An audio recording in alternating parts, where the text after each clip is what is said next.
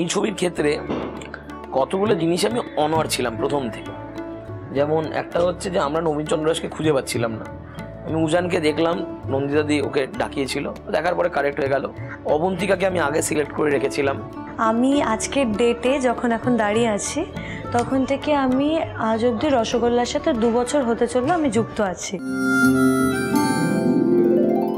আমার 1860s যে version ক্ষীরোদমণি দেবী, তার সাথে অবন্তিকা হচ্ছে 2018 ভার্সন, মানে একদমই সেম। আমি ওরকম হল্লা করতে পছন্দ করি, ওরকম ডান পিঠে আমার কথা না মানা হলে আমি খুব চিল্লামিল্লি, সব জায়গায় না অন্তত বাড়িতে তো করি। আমি যখন ফার্স্ট শুনেছিলাম আমার এন্ট্রি সিনটা, আমি ওই দিনই পাগল হয়ে গেছিলাম রসগোল্লার জন্য। বিকজ আমি দেখছিলাম কি আমি তো নিজেকেই ক্যামেরার সামনে পোর্ট্রেট করতে চলেছি, কেন কি আমার তো আর এক্সট্রা করে কিছু করার নেই, এটাই তো আমি। জিটি বিড়লা সভাঘরে আমি আমার স্কুলের একটা নাটক করি, সেন্ট জেমস স্কুলের প্রোডাকশন, নাম তার স্মাইক, এবং শিবপ্রসাদ মুখোপাধ্যায় অর্থাৎ শিবু মামা এই নাটকটা দেখতে আসেন এবং স্টেজে আমাকে দেখেন। আমি 50 বছরের একজন ভিক্টোরিয়ান ইংল্যান্ডের স্কুল প্রফেসরের বা স্কুল প্রিন্সিপালের একটা চরিত্রে অভিনয় করছিলাম।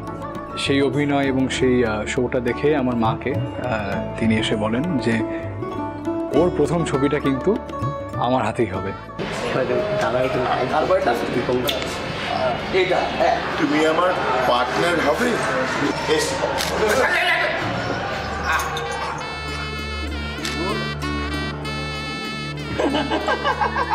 নবীন চন্দ্র দাস।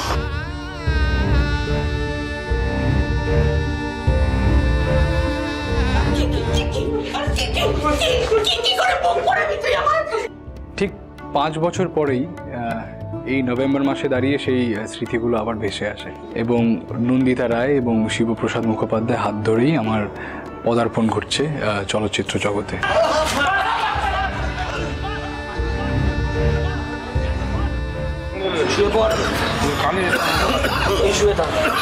খরাসা উপরে থাকবে, খরাসাকে জাস্ট টেনে সরাবে।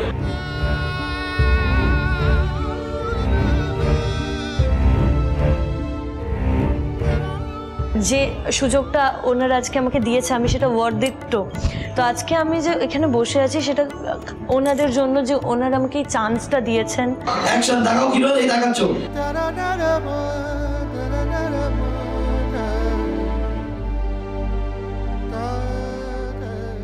থাকবে পাশে তোমার কি আর রসের গোল্লাটি।